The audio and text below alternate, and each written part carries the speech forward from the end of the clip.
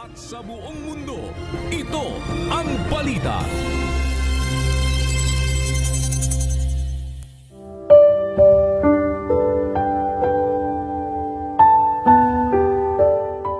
Ako ang puno ng ubas, kayo ang mga sanga.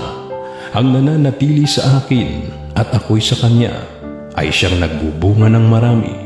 Sapagkat kung kayo'y hiwalay sa akin, ay wala kayong magagawa. Juan 15:5.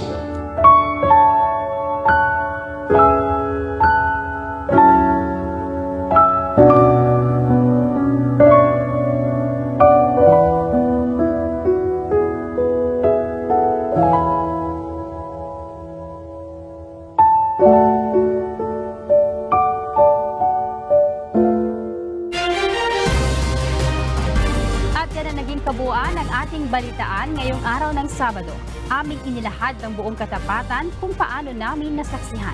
At sa ngalan ni Kuya Daniel Razon, ako po si Grace Casin Cosare at dito sa UNTV, Diyos ang aming sandigan, serbisyo publiko ang aming pinahahalagahan. Magandang hapon po.